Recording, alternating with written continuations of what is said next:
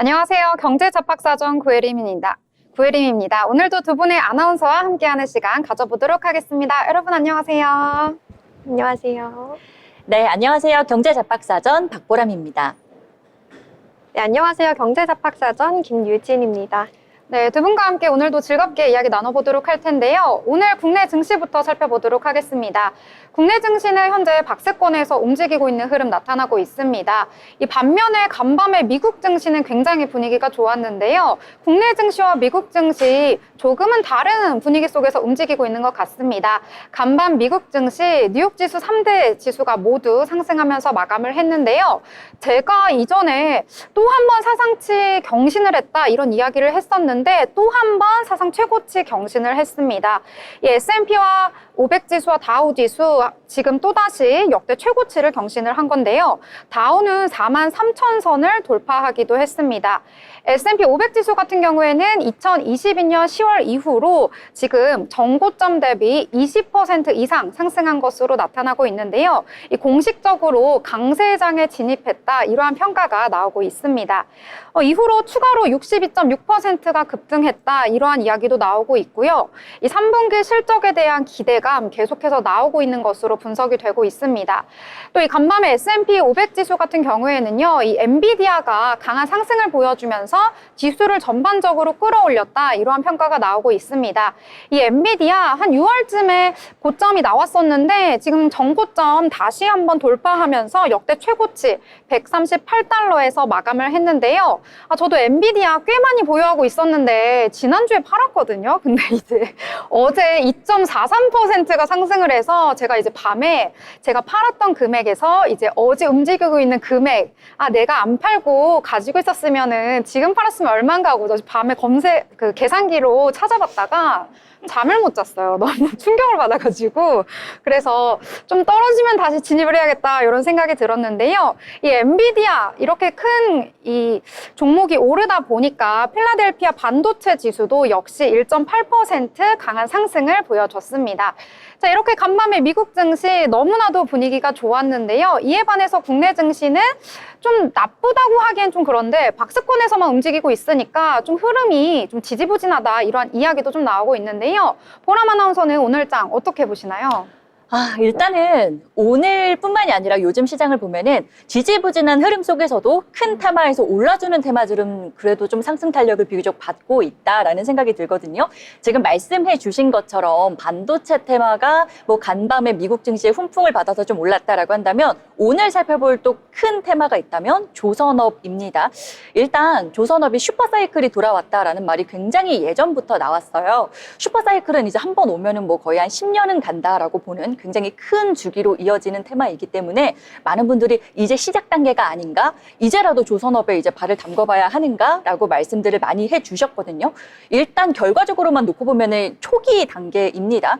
사실 조선업은 실적은 계속 좋았어요. 실적에서 문제가 없었는데 그동안 대내외적 이슈, 뭐 지정학적 리스크 등등으로 인해서 좀 많이 주가가 밀리다가 이제 오늘 어떤 얘기가 나왔냐면은 그동안 많은 대내적 이슈로 인해서 주가가 조정을 받았다. 오히려 지금이 저가 매수의 기회다. 아주 밸류에이션적으로 굉장히 매력적인 수준이다. 라는 이야기가 많이들 나오더라고요. 그렇다 보니까 오늘 일단은 조선업들이 많이 대체적으로 상승을 하는 모습을 보여주고 있습니다.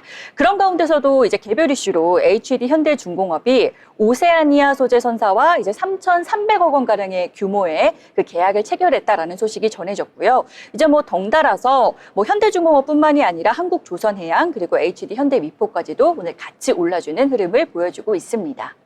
네, 조선주 언급해 주셨는데 혹시 조선주 좀 가지고 있으신가요? 제가요. 몇 년 전부터 조선주를 사실은 가지고 있었거든요. 근데 그동안 힘들다라는 얘기가 너무 많이 나와서 네. 이거를 팔아야 할지 어떻게 해야 할지 계속 고민하면서 약간 아픈 손가락처럼 네. 가지고 있었는데 이제 막 시작 단계라고 하니까 슈퍼사이클이 10년 주기에서 네. 이제 막 병아리 단계다라고 하니까 또 혹시 이제 조선업 때문에 좀 마음 졸이시는 분들이 있다라고 한다면은 좀 기분 좋은 소식 기다리면서 또 함께 해보시면 좋을 것 같습니다. 그러니까 10년을 참았어야 되는데 네. 이 보람 너무 아나운서는 좁아졌네요. 10년을 시간을 못 채워가지고 조금 잡았습니다. 이제 고민 마늘 네. 먹고 인내하는 마음으로 여러분 조선업종 관련해서 네. 이 주식 가지고 계시면 10년은 기다려야 된다. 참고하시면 좋을 것 같아요. 네. 자, 그럼 저희 이쯤에서 현재 시황 한번 살펴보고 넘어가려고 하는데요. 김유진 아나운서가 전해주시죠. 네, 말씀해주신 대로 오늘 박스권 안에서 움직이는 모습 보였는데요. 그래도 최근 흐름 중에서는 좋았다라고 볼 수 있을 것 같아요. 오늘장 시작부터 좋았고요. 현재도 조금씩 오름세를 보이고 있습니다. 전일 코스피가 인플레이션 우려 완화와 한국은행의 금리 인하 훈풍에 1%대 강세를 나타내며 2620선을 회복했고요. 오늘 우리 장은요. 어제 미국 증시 말씀해주신 대로 3대 지수 사상 최대치를 찍었고요. 엔비디아도 역대 최대치를 찍으면서 되게 좋은 흐름을 이어갔잖아요. 국내 증시에서도 약간의 훈풍을 불어일으키고 있습니다. 특히 전날 인공지능 AI 칩 주요 기대로 주가 상승세를 탔던 삼성전자가요, 오늘 상승하고 있습니다. 앞으로의 반도체주는요, 이 외국인 매도세 전환 여부가 증시 반등의 모멘텀이라고 전문가들이 말을 하고 있는데요. 이 부분 지켜보시면 참 좋을 것 같습니다. 지수부터 살펴보겠습니다. 코스피 전거래일 대비 0.35% 상승 출발해서요, 오전 중에 최고치 2634.08을 기록하다가요. 10시쯤에 조금 하락 전환했고요. 10시 반부터는 다시 회복하면서 지금 전강 후 강의 모습을 보여주고 있습니다. 코스닥 살펴보시면요. 역시 0.4% 상승 출발했죠. 4거래일 만에 지금 상승했는데요. 9시 40분쯤에 한 차례 출렁이더니요. 10시 20분쯤에 최저지수 768.13을 기록하다가 다시 반등하면서 현재 지수는요 0.22% 상승한 771.94를 나타내고 있습니다. 수급 상황 궁금해 하실 텐데요. 수급 상황 살펴볼게요. 개인 2,669억 원 덜어내고 있고요. 외국인 1,610억 원 사들이고 있고 기관 652억 원 사들이고 있습니다. 외국인과 기관이 쌍끌이 매수하고 있습니다. 반면에 코스닥은요. 개인이 861억 원 사들이고 있고요. 외국인은 722억 원 덜어내고 기관은 66억 원을 덜어내고 있습니다. 이 코스피와 코스닥의 매수 주체가 완전 상반되는 모습을 보실 수가 있는데요. 코스피 보시면요. 외국인은 2거래일 지금 사들이고 있고요. 여기 한번 동향을 보실게요. 외국인 2거래일 사들이고 있고요. 기관도 지금 3거래일 연속 사들이고 있습니다. 코스닥도 살펴보시면요. 어제랑 정확하게 매수 주체가 동일합니다. 개인이 지금 2거래일 연속 사들이고 있고요. 외국인과 기관은 2거래일 연속 파는 모습을 보실 수가 있습니다. 오늘 코스피에서는요. 강한 업종은 의약품, 서비스, 기계 이렇게 보시면 좋을 것 같고요. 코스닥에서는 제약과 음식료, 담배 그리고 의료 정밀기기 섹터가 흐름이 아주 좋습니다. 네, 수급 상황 이렇게 살펴봤고요. 시총 상위 종목 1위부터 10위까지 한번 살펴보도록 하겠습니다. 시총 상위 종목 보시면요. 코스피 보시면 네, 시총 1, 2위 종목 반도체주죠. 삼성전자, SK하이닉스 흐름이 좋습니다. 엔비디아 어제 최고치를 찍으면서 영향을 받는 모습인데요. 삼성전자 0.16% 상승한 6만 900원 선, 그리고 SK하이닉스 2.61% 상승한 19만 2,400원 선에 지금 거래되고 있습니다. 그런데 2차전 지수는요, 오늘 흐름이 좋지 않습니다. LG 에너지솔루션 3.69% 빠졌고요. 포스코홀딩스 지금 시총 11위로 밀려나면서 35만 2,500원 선에 거래되고 있습니다. 그런데 오늘 흐름 좋은 주식은 바로 바이오주입니다. 바이오주 함께 보실 텐데요. 삼성 바이오로직스 황제주에 등극했죠. 오늘도요 4.83% 상승하며 좋은 흐름 보여주고 있고요. 최근 셀트리온도 되게 흐름 좋았는데요. 2.4% 상승한 20만 500원에 거래 중입니다. 반면 완성차 업체 현대차와 기아차는요. 오늘 흐름이 좋지 않습니다. 0.6% 내외에서 하락하며 쉬어갑니다. 또 어제 흐름 좋았던 KB금융 0.82% 하락한 96,400원에 오늘 빠지는 모습 보실 수가 있습니다. 네, 이렇게 코스피 말씀드렸고요. 이번엔 코스닥도 같이 봐야겠죠. 코스닥 시총 1위부터 10위까지 살펴보겠습니다. 보시는 것처럼 빨간불, 파란불 지금 혼조세 보이고 있습니다. 그러나 여기서 주목해서 보셔야 할 점이요. 바로 제약 바이오주인데요. 흐름이 좋습니다. 알테오젠, 그리고 HLB, 리가켄바이오, 휴젤, 삼천당 제약 모두 상승하는 거 보실 수 있는데요. 공통점이요. 제약 바이오주입니다. 네, 피아 주사 제형 항제, 약물 접합제를 특허 출원했다는 소식이 알테오젠 올랐었죠. 오늘도 소폭 상승하는 모습 보실 수가 있고요. HLB는요, 간암 신약 승인이 내년으로 넘어갈 수 있다는 소식에 최근 매도세 강했는데요. 오늘 상승하는 모습 보실 수가 있습니다. 77,000원 선에 거래되고 있고요. 마찬가지로 리가켄바이오 3.96% 상승한 126,000원에 거래되고 있습니다. 일본 오노약품 공업과의 기술 계약 체결로 올랐었는데요. 오늘요 200억 원 규모의 자사주를 취득했다는 소식에 장중 한때 127,900원까지 기록하면서 52주 신고가 경신하기도 했습니다. 네, 미국 보톡스 소송 최종 승소한 휴젤 지금 보시면요 5.68% 상승한 288,500원에 거래되고 있고요. 국내 특허 침해로 피소당했던 삼천당 제약 보시면요 소폭 상승해서 142,100원 선에 거래되고 있습니다. 오늘 2차 전지주 에코프로비엠, 에코프로 그리고 또 하나의 주식이 있죠. 엔캠 놓여 빠지는 모습 보실 수가 있고요. 이로써 코스피와 코스닥 시총 1위부터 10위까지의 2차 전지 종목 모두 하락하는 모습을 오늘 보실 수가 있었습니다. 네, 이외에도 반도체 소부장 기업이죠. 리노공업이요 1.75% 상승하고 있고요. 뷰티 기기 클래시스도 2% 상승한 68,000원 선에 거래가 되고 있습니다. 현재 시황 살펴봤는데요. 앞으로 장 마감 끝까지도 우리 시황 살펴봐 주시면 너무 좋을 것 같습니다. 네, 잘 정리해 주셨습니다. 지금 코스피와 코스닥 모두 강보합권에서 움직이고 있는데요. 코스피 같은 경우에는 수급이 좀 다르게 움직이고 있는데 외국인은 이 오전 같은 경우에는 매도하는 모습 보였는데 오후 들어서 매수로 전환을 했고 개인 같은 경우에는 오전에 매수를 하다가 오후에 매도하는 흐름 나타났습니다. 그러면서 지수에 조금 상승해주는 지금 힘을 보태고 있다 이렇게 보실 수가 있겠고요. 시가총액 상위 종목들도 확인해 보시면 좀 덩어리가 크다라고 할 수 있는 것은 반도체고 이외 종목들은 좀 개별 이슈를 가지고 있는 종목들 위주로 움직이고 있다 이렇게 볼 수가 있겠습니다. 코스닥에서는 2차 전지 대형주들 에코프로비엠과 에코프로 좀 오늘은 하락하고 있는 모습 보이는데요. 제가 에코프로 형제들 중에 하나 가지고 있는데 지금 계속해서 파란불만 켜지고 있어서 좀 안타까운 마음이 들고 있습니다. 언제쯤 오르게 될지 계속해서 지켜봐야겠고요. 자, 그렇다면 오늘 장에서 또 우리는 올라야 할 오르는 테마 찾아봐야겠는데요. 어떤 테마 또 주목해 보셨을까요?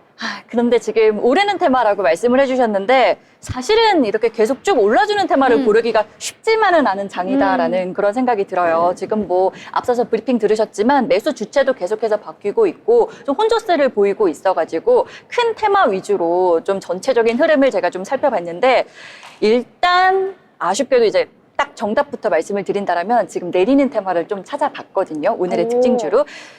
K뷰티가 대세라고 한 지는 사실은 좀 됐어요. 그러다 보니까 제가 오늘도 이제 도착을 해가지고 우리 이제 아나운서님들이 쓰시는 화장품이 뭐가 있나, 쿠션은 뭐가 쓰나 이렇게 싹 봤더니 확실히 예전에는 좀 해외 브랜드를 좀 많이 썼다라고 한다면 요즘 좀 국내 제품들로 쿠션을 좀 많이들 쓰시는 것 같더라고요. 나 역시 대세구나, 역시 K뷰티 많이들 요즘 또 사랑해 주시고 계시는구나 싶었는데 지금 이제 또 3분기 실적 시즌입니다. 그 성적을 딱 까놓고 보면은 주변에서 체감하는 것과는 약간은 좀 다른 분위기, 다른 장세가 펼쳐지고 있습니다. 일단 오늘 화장품 쪽에서 이제 큰 종목들 위주로 실적 전망치가 나왔는데요. 큰 종목 2개 볼게요. 일단 아모레퍼시픽 그리고 LG생활건강입니다.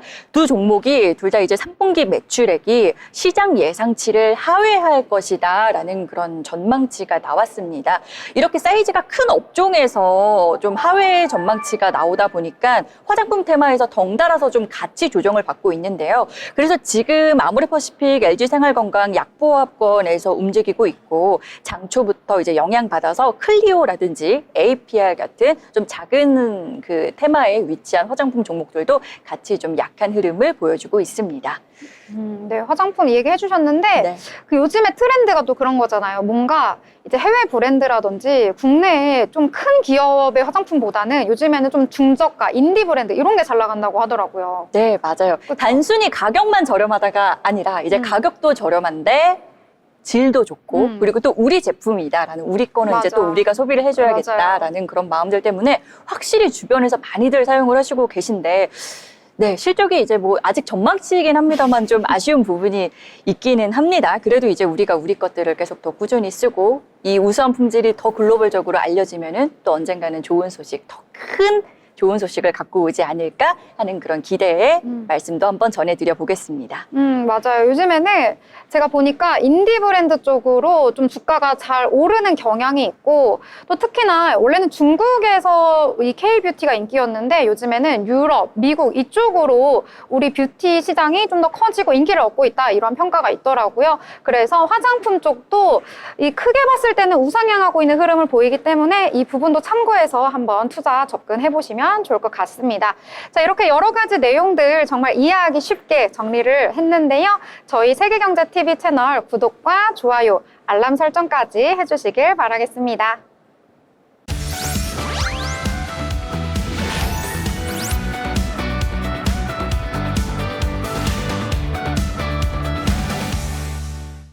네, 이번 시간은 편지혜 기자와 함께 오늘의 이슈를 짚어보는 모이슈 시간입니다. 편지혜 기자님 나오셨습니다. 네, 안녕하세요. 안녕하세요. 반갑습니다. 네, 그럼 첫 번째 소식부터 저희 알아보도록 하겠습니다. 네, 오늘 첫 번째 이슈는요. 제가 올 때마다 이 얘기를 굉장히 많이 했던 것 같은데 오늘도 이 이슈를 준비를 해주셨더라고요. 아나운서님 놀이고선 그런 거 아니에요? 저도 살짝 그 생각을 했습니다. 저를 좀 생각을 하셔가지고 이 이슈를 준비를 했나? 그런 마음이 들 정도였는데 네. 어떤 거였냐면은 여성분들이라면 사실은 저뿐만이 아니라 많이들도 관심을 가지고 계실 거예요. 다이어트 약으로 주목을 받고 있는 위고비 이제 국내 출시 소식을 먼저 알아볼게요. 이제 애칭이 있죠. 꿈의 비만약이라고들 했는데 제가 올 때마다 이 위고비 이슈를 자주 전해드렸고 이제 기대감이 반영이 되고 있다. 곧 얼마 남지 않았다라고 했는데 그 오늘이 바로 오늘입니다. 딱 이제 진짜 코앞으로 다가온 게 아니라 딱 오늘 당일입니다. 그동안은 이렇게 나온다, 뭐 이런 것들이 있다라고 하는 정도였는데 이제 드디어 국내에 출시가 된다라고 네. 하더라고요. 다이어트는 정말 평생의 숙제잖아요. 이 다이어터들에게 정말 희소식입니다. 네. 네, 덴마크 제약사 노보노디스크가 100년간 당뇨병 치료제 개발에만 집중해왔었는데 우연히 개발한 비만 치료제가 비만 치료제인 위고비가 15일인 오늘 국내에 출시된다고 합니다. 위고비는 주 1회 배나 허벅지에 스스로 주사하는 방식인데요. 체중을 감량할 수 있는 전문 의약품이라고 합니다. 모양은 화면으로 보시는 것처럼 흰색, 하얀색 펜처럼 생겼다고 합니다. 그리고 제약업계에 따르면 이 펜 주사기는 국내 유통이 오늘부터 시작이 되는데 공급가가 약 37만 원으로 책정이 됐다고 합니다. 많은 사람들이 이 약을 오랫동안 기다려온 만큼 이번 소식이 큰 관심을 모으고 있는 상황입니다. 네. 지금 뭐 화면으로 보셔서 아시겠지만 스스로 주사를 놓는다라고 해서 약간 겁을 내시는 분들도 물론 계실 거예요. 근데 그러실 필요가 없는 게 이렇게 주사를 이렇게 깊이 넣는 게 아니라 진짜 딸깍 펜 이렇게 딸깍 하는 정도로 살짝 하면은 그게 주입이 끝나는 거고 네. 그리고 그거를 뭐 매번 하는 게 아니라 일주일에 한 번인가요? 네, 네. 그렇죠. 일주일에 한 번 정도만 약간의 수고로움을 더하면 내가 진짜 힘들게 막 식단 조절하고 운동하고 이렇게 살을 빼는 게 아니라 편안하게 도움을 받아볼 수 있다. 그래서 저를 겨냥하고 오늘 위고비를 가져오는지 모르겠는데 너무 갖고 싶은데요. 구입하셔야겠어요. 네, 그래서 아무래도 많은 분들이 정말 주목을 하시는 것 같습니다. 그렇다 보니까요, 이미 발빠르게 많은 유명인들은 벌써부터 이거를 사용을 해서 또 주목을 받았다라고 하더라고요. 네, 맞습니다. 테슬라의 CEO 일론 머스크가 이 약을 사용해서 14kg나 감량했다고 밝혔고요. 또 모델 킴 카다시안 또한 마릴린 먼로의 드레스를 입기 위해서 이 위고비를 사용해 한 달 만에 무려 7kg나 감량했다고 합니다. 68주를 투약하면 약 15%의 감량 효과를 낸다고 해서 임상 결과가 나타났다고 하는데요. 또 포만감과 함께 술, 담배 욕구도 줄여준다고 합니다.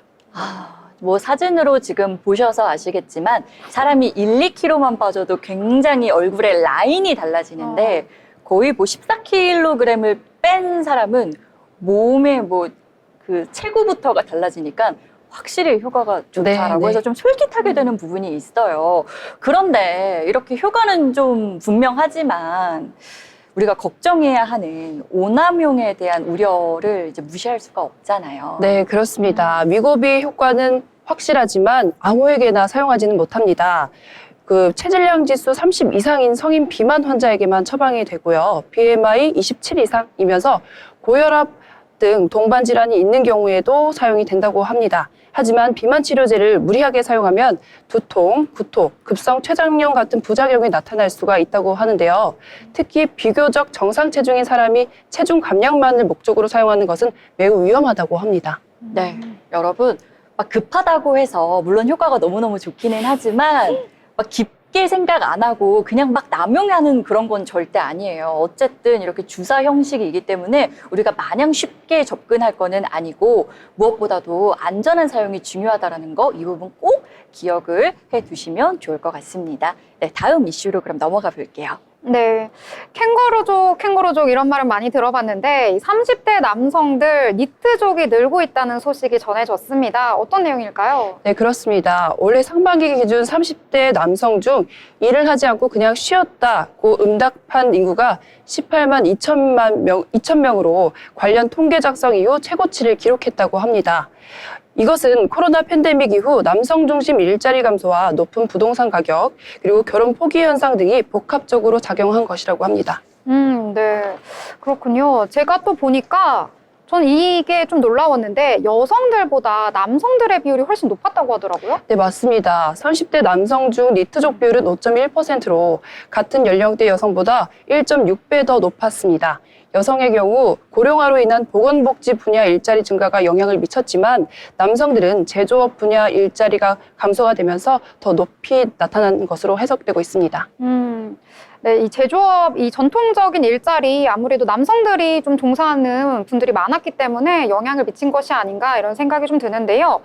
이 밖에도 결혼이나 주거 이러한 문제도 좀 영향을 준다고요? 네, 결혼을 안 하고 있는 30대 남성도 많았습니다. 그 2021년 기준으로 35세 남성의 미혼율이 46.5%로 같은 연령대 여성보다 훨씬 높았습니다.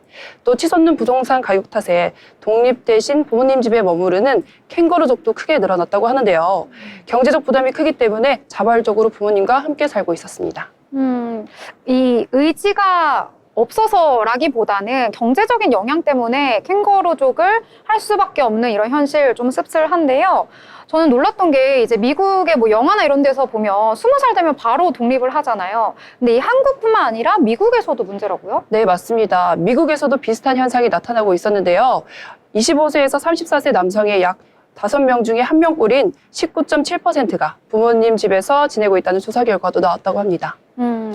이 문제가 이 단독의 문제가 아니라 캥거루족이 되어서 집에서 독립을 하지 않으면 또 결혼도 미뤄지고 그러다 보면 출산도 미뤄지고 그래서 지금 뭐 저출산이다 이런 말까지 나오고 있는 이런 상황 속에서 모두가 연결돼 있는 유기적인 문제가 아닐까 이런 생각이 좀 듭니다. 자, 그렇다면 이러한 상황을 개선하기 위해서 어떤 대책이 좀 필요할까요? 네, 전문가들은 양질의 일자리와 주거 문제 해결이 시급하다고 지적했습니다. 이들이 경제적으로 자립할 수 있는 기반을 마련해주지 않으면 니트족 현상은 더 심화될 수 있다는 우려도 지적하고 있습니다. 네, 경제적으로 일단은 경제적인 문제가 해결이 되어야지 뭐 독립도 하고 결혼도 하고 뭐 일자리 얻어서 뭐 육아도 하고 뭐 이런 것들을 다 할 수 있으니까 이 전반적으로 이 사회가 노력을 해서 이 부분을 해결해 줘야겠다 이런 생각이 드는 소식이었습니다. 자, 그럼 다음 소식으로 넘어가 보도록 할까요? 네, 정말 뭐 먹고 살기 힘들다라는 말이 여기저기서 터지고 있기 때문에 또 많은 분들이 공감을 하실 것 같습니다. 저 같은 경우에는 요즘 또 이제 금액적인 부분에서 걱정이 되는 약간 고민이 되는 부분이 이제 또 결혼식이 주변에 굉장히 많아요. 하객으로 갈 때 예전에는 내가 참석만 해주는 것만으로도 시간을 내는 거니까 거기에다 의미를 둬야지 뭐 이 정도의 생각이었는데 이제 또 막상 돈봉투를 받아드는 입장에서는 저랑은 좀 생각이 다른 것 같더라고요. 그렇다 보니까 저도 이제 축의금을 넣을 때 약간 돈봉투를 보고 고민을 해요. 여기서 더 넣어야 되나? 해야 되나? 이렇게 고민을 하게 되더라고요. 제가 이 얘기를 왜 드리냐면은 요즘 결혼식 하객들 사이에서 저 같은 고민을 하는 사람들이 많대요. 축의금에 대한 고민이 많다라고 하던데 네. 이유가 뭘까요? 네, 요즘 정말 결혼하기 좋은 계절이라서 주말마다 결혼식 참석하시느라 참 바쁘시죠. 네. 네, 코로나19 팬데믹 이후 결혼식 비용이 크게 오르면서 이른바 웨딩플레이션 현상이 나타나고 있습니다. 결혼식을 준비하는 예비 부부와 결혼식을 참석하는 하객들도 부담감을 크게 느끼고 있는데요. 특히 결혼식 식대가 크게 상승하면서 하객들 사이에서는 축의금에 대한 고민이 커졌다고 합니다. 웨딩업계에 따르면 서울 지역 결혼식장의 식대는 평균 7만 원에서 8만 원 선이라고 하는데 강남 지역은 9만 원 선에 달하기도 한다고 합니다. 코로나19가 지나면서 수요가 올라감에 따라 웨딩 관련 비용이 급격하게 오르기 시작한 겁니다. 결혼식에 참석하는 하객들은 요즘 물가를 생각하면 5만 원은 눈치 보인다라는 반응을 보이기 시작한 겁니다. 네, 뭐 인플레이션이 웨딩에도 있네요, 그렇죠? 최근 들어서 요즘에 나온 뉴스로만 이제 또 물가 오른 것들이 또 굉장히 많아요. 뭐 배추값 올랐다고 그러죠, 김값 올랐다고 그러죠, 뭐 치킨값도 오른다라고 그러죠. 먹거리 오르는 것들도 정말 많아지는데 이제 웨딩에도 인플레이션이 더해져서 웨딩 인플레이션. 네, 그렇다 보니까 이제 이런 말이 유행이래요. 오늘 결혼하는 게 가장 저렴하다. 이게 무슨 말인지 아시겠어요? 느낌이 오시죠, 약간? 오늘이 네. 가장 젊은 날이다, 이런 것처럼. 빨리 오늘 당장 결혼해야 돼요? 그렇게 되는 건가요? 아, 너무 급하게 결혼을 하라라는 말씀을 드리는 건 절대 아니고요. 그 웨딩 업계에서 아무래도 여러분 뭐 식장이라든지 요일이라든지 할인 혜택 이런 것들이 하루 걸러 하루 이렇게 좀 다르게 펼쳐지고 대체적으로 좀 다음 날이 오늘보다 더 비싼 경향이 있다 보니까 최대한 저렴할 때 오늘 하는 게 가장 저렴하게 할 수 있다라는 뭐 그런 뉘앙스인 것 같아요. 이런 말이 나오게 되는 좀 네, 이유가 그렇습니다. 있을까요? 그 아나운서님께서 정확하게 짚어주셨는데요. 이른바 깜깜이 풍토로 그 불려오던 웨딩 시장은 그동안 사실상 부르는 게 값이라 그 결혼을 앞둔 청년들에게는 부담이 상당히 컸습니다. 이른바 스드메뿐만 아니라 웨딩 플래너 비용도 정해진 게 없어서 그 피해는 오롯이 신혼부부들의 몫이었습니다. 그 당일 계약을 해야지 가장 또 저렴하기도 했었고요. 환불 체계도 정확하지 않았다고 했었습니다. 공정위가 내년 상반기부터 결혼준비 대행업체의 가격을 공개할 계획을 밝힌 상황에서 예비부부들의 합리적인 선택에 얼마나 도움을 줄지 기대가 되고 있는 상황입니다. 네, 아무래도 뭐 부르는 게 값이다라는 말이 있을 정도로 정찰제가 아니고 또 팀 문화가 한국에서는 사실 그렇게 막 퍼져 있는 문화는 아닌데 웨딩 업계에서는 또 팀 문화가 공공연하게 좀 이루어지는 그런 부분이 있다 보니까 부르는 게 값이어서 발품을 팔아야 하고 그렇게 발품을 팔았음에도 불구하고 당일에 또 어떤 요금이 추가가 될지 모르니까 좀 불안감에 떨어야 하고 좀 그런 부분들이 분명 있었거든요. 결혼식 비용 상승에 대한 이런 축의금 부담까지도 또 많은 분들이 공감을 하실 것 같은데요. 모쪼록 우리 모두 좀 우리에게 직접적으로 체감되는 물가들이 너무 급격하게 올라주지는 않았으면 좋겠다라는 그런 생각을 해봅니다. 네, 오늘 소식 잘 들었습니다. 네. 감사합니다. 네, 이렇게 세 가지 이슈 소식 다 짚어봤는데요. 특히 이 마지막 이슈와 관련해서는 이 스드메의 표준약관도 마련이 됐다고 하거든요. 이 결혼식장에도 이 관련된 제도가 좀 적용이 돼야겠다 이런 생각이 들었습니다. 자, 그러면 이러한 소식들 여러분 받고 싶으시다면 세계경제TV 채널의 좋아요와 구독, 알림 설정까지 해주시길 바라겠습니다.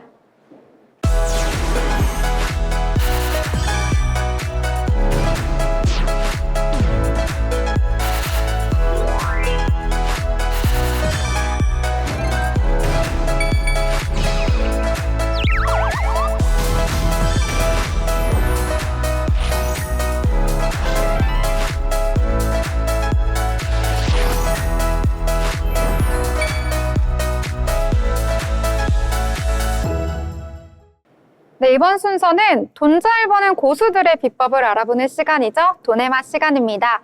오늘 국내 증시에서 돈을 잘 벌 수 있는 테마들, 특징주들 살펴보면서 여러분들의 계좌를 좀 빨갛게 만들 수 있는 그러한 소식들 한번 찾아보도록 하겠습니다. 자, 먼저 오늘장 아까 오프닝에서도 말씀을 드렸는데 좀 지지부진하다, 박스권에서 움직이고 있다 이렇게 말씀을 드렸는데요.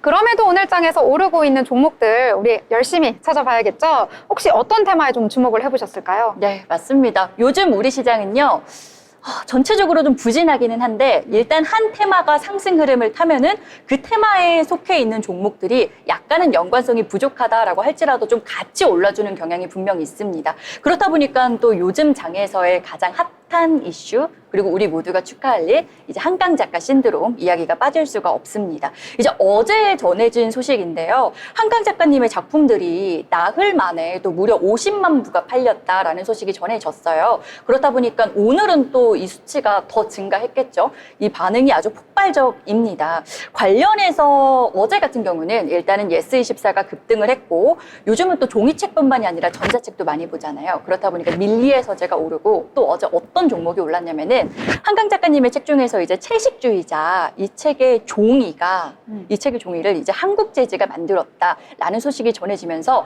한국재즈가 이제 주가가 급등을 하기도 했거든요. 그렇다 보니까 아무래도 많은 분들이 이 한강 작가 신드롬이 주식시장에 얼만큼 영향을 줄 것인가, 또 어디까지 이 신드롬이 계속이 될 것인가 하는 부분에서 많이들 주목을 해 주셨어요. 그런데 오늘 같은 경우는 일단 한풀 좀 꺾였습니다. 어제 올랐던 뭐 제지주, 오늘은 좀 파란불을 켜주고 있고요. 출판주들도 대체적으로 다 올랐지만 오늘 좀 빨간불을 켜주고 있는 종목은 이제 예스24 하나로 좀 압축을 해볼 수 있을 것 같아요. 그마저도 힘은 좀 빠졌습니다. 지금 일단 빨간불이기는 한데 그래도 장초에는 10%가 넘게 올라주기도 했거든요. 그런데 지금 같은 경우는 윗골이 달고 내려오면서 4% 정도 올라주고 있고요. 다른 종목들, 뭐 어제 올랐던 종목들, 뭐 밀리에서제, 뭐 한국재즈 관련해서는 지금 전체적으로는 다 밀리고 있는 그런 흐름을 보여주고 있습니다. 네, 출판 서적주 지금 이야기해 주셨는데 아무래도 그동안 많이 올랐잖아요. 갑자기 급등을 했기 때문에 좀 차익 실현 매물이 나온 것이 아닌가 이런 생각이 좀 들기도 하고요. 예스24만이 그래도 지금 현재 4%대 상승하는 모습 보여주고 있다 이렇게 보시면 될 것 같습니다. 자, 그렇다면 오늘 장에서 또 다른 특징주 어떤 테마에 또 주목을 해보셨을까요? 네. 오늘 제가 말씀드릴 주식은요, 바로 은행주인데요. 아까 말씀해 주셨던 것처럼 오늘 박스권에서 지금 갇혀있는 흐름이 보이고 있습니다. 그런데 이제 바닥을 다지고 반등할 것이라는 기대감도 나오고 있는데요. 어제 은행주가 좋은 흐름을 보여줬고요. 이 반도체도 같이 가겠지만 그래도 또 하나의 주식으로 은행주가 거론이 되고 있습니다. 특히 실적 둔화 우려가 제기되었던 이 은행 업종이요, 호실적을 내면서 투자 심리가 개선이 돼서요, 미국에서도 개선이 되면서 국내 금융주에도 긍정적인 영향을 미친 것으로 풀이가 됩니다. 지난 11일 뉴욕 증시에서 JP 모건 체이스와 웰스파고 등 은행 종목이 예상치를 웃도는 호실적을 내면서요, JP 모건이 4.44%, 웰스파고가 5.61%, 그리고 뱅크 오브 아메리카가 4.95% 올랐는데요.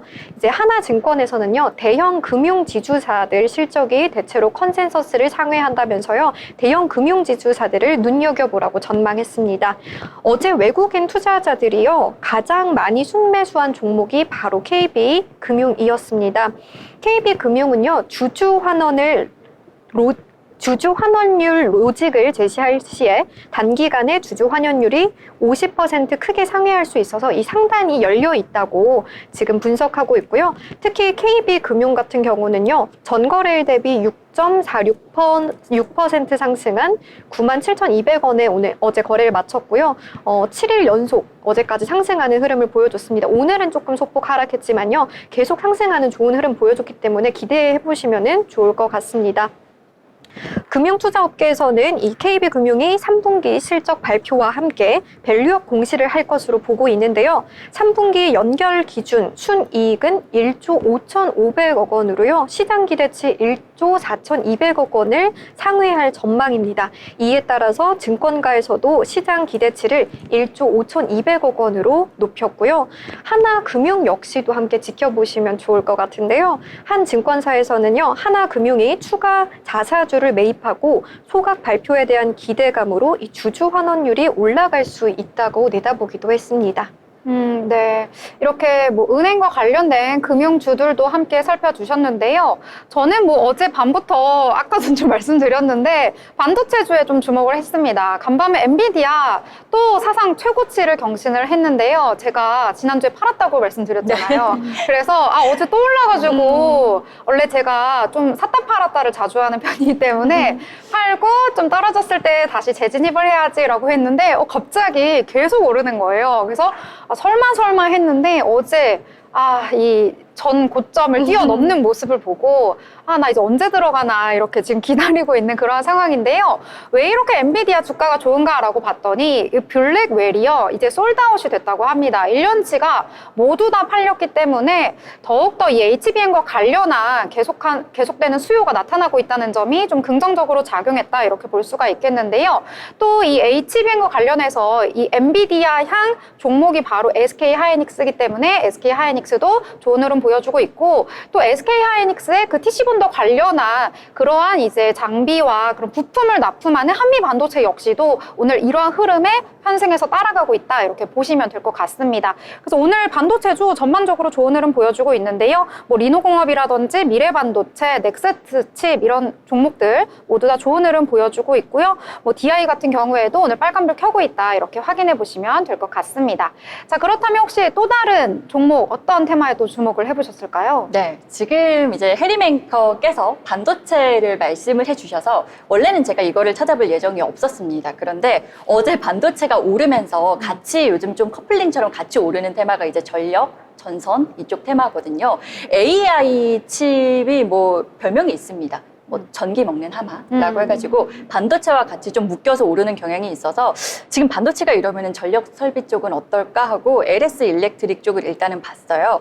근데 좀 약보합권이네요. 크게 밀리지는 않았습니다. LS 일렉트릭 같은 경우에 어제 같은 경우는 뭐 거의 6.96%, 7% 가까이 반도체랑 같이 커플링으로 올랐었는데 오늘 전체적으로 전력, 전선 이쪽은 좀 조정을 받고 있다라는 점 확인이 될 것 같고 기존에 준비했던 이제 이슈는 이제 국내 치매 치료제 개발 관련한 이슈를 하나를 준비를 해봤습니다. 국내에서 그러니까 지난 5월에 허가받은 치매 치료제가 있거든요. 레캠비라는 게 있는데 이게 이제 본격적으로 사용이 되기 시작하면서 치매 치료제 개발에 대한 관심도 꾸준히 높아지고 있습니다. 그렇다 보니까 오늘도 관련한 종목들 일부 종목들이 또 빨간불을 켜줬는데요. 그런 가운데 지금 피플바이오 오늘 계속 혼조세를 보였어요. 사실은 빨간불, 파란불 거듭하면서 좀 혼조세를 보이고 있었는데 지금 같은 경우는 5% 정도 오르면서 다시 빨간불 켜주고 있는 모습 확인이 되고 있습니다. 네.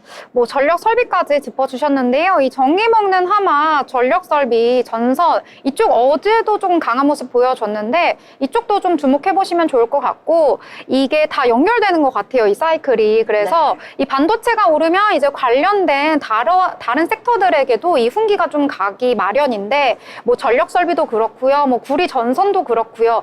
또 이렇게 AI 칩을 많이 쌓아놓고 이걸 가동시키게 되면 거기서 나오는 열을 식히기 위해서 또 냉각 시스템 관련한 종목들도 오르기 마련이거든요. 이러한 종목들 같이 한번 살펴보시면 좋을 것 같습니다.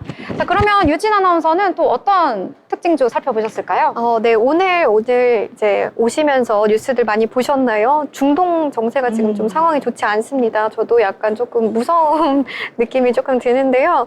어제 시간외 거래에서는요, 이 곡물 및 사료주가 강했습니다. 바로요, 러시아가 우크라이나 곡물 수출 방해를 목적으로 흑해 선박 인프라와 민간 선박에 대한 공격을 강행하고 있기 때문에요, 전 세계 곡물 가격 상승이 우려가 되기 때문입니다.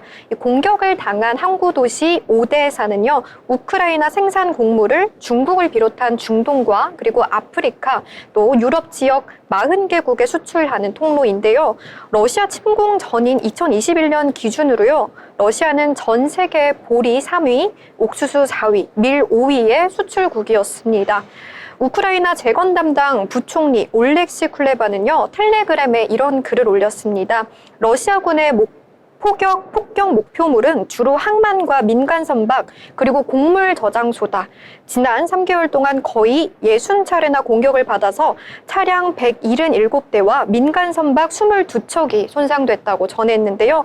이렇게 보시는 것처럼 주요 목표물이 사료 그리고 곡물 수출을 할 수 있는 그런 어떤 항만으로 이렇게 지금 지정이 되어 있는 것을 좀 보실 수가 있습니다. 이에 따라서 오른 상승한 종목이 있는데 바로 고려 산업입니다. 지금 29.88% 상승해서요, 3,760원에 지금 종가를 형성했는데요. 고려 산업이 어떤 곳이냐면요, 가축용 배합 사료의 제조와 판매를 주요 업종으로 하는 곳입니다.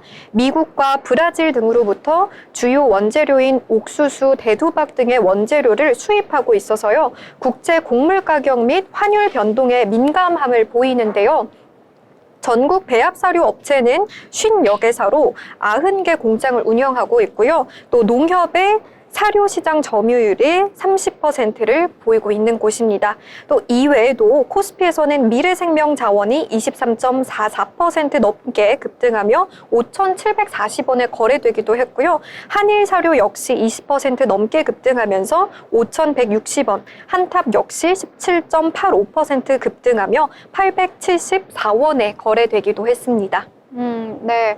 지금 뭐 우크라이나와 러시아의 전쟁이 계속되고 있는데요. 이런 소식이 전해질 때마다 여러분들이 주목하면 좋을 테마가 이 우크라이나가 한 전 세계 40개국에서 이 수입을 하고 있다고 해요, 곡물을. 그래서 이것과 관련된 이슈가 나오면 이 곡물과 관련된 주가가 오를 때가 있고요. 그리고 또 이 전쟁과 관련된 내용이기 때문에 방산 업체들에 관련된 주가까지도 움직이기 때문에 이 이슈가 나올 때마다 관련한 종목들 하나씩 살펴보시면 좋을 것 같습니다. 이 더불어 본 방송에서 제공하는 정보는 투자 판단에 대한 조언일 뿐 해당 종목의 가치, 상승과 하락에 대해서는 보장하지 않습니다.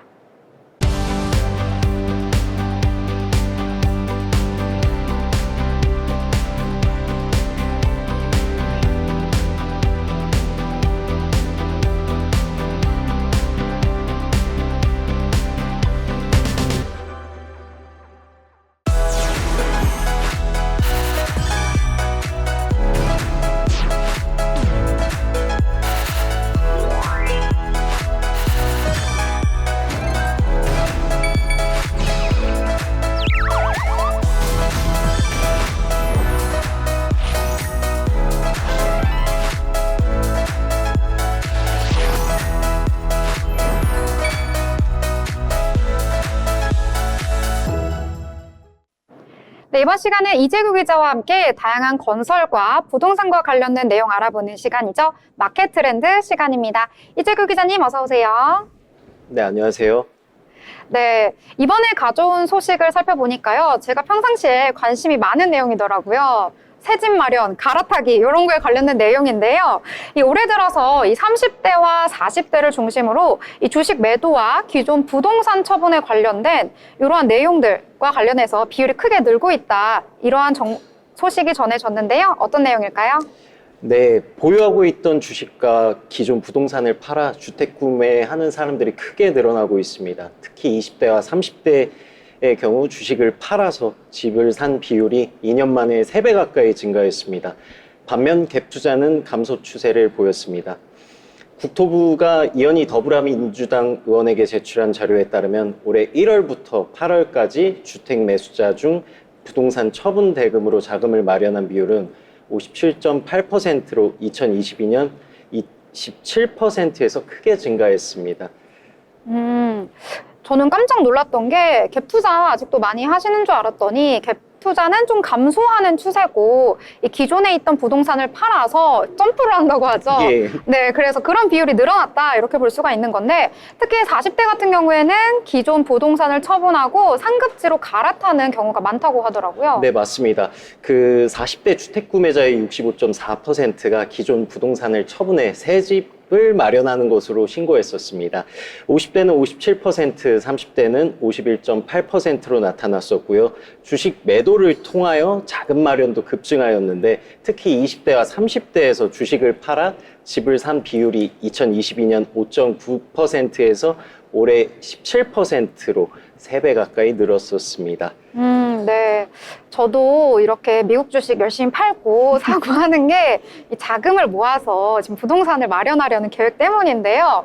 자, 저처럼 뭐 주식을 팔고 자금을 모으시는 분들도 있지만 대출을 받으시는 분들도 많으시잖아요. 이 자금을 대출을 통해서 하시려는 분들도 많이 늘었다고 하더라고요. 예, 맞습니다. 올해 1월부터 8월까지 주택 매입자 중 68.7%가 금융기관을 통해 대출을 받아서 자금을 마련했다고 신고했었습니다.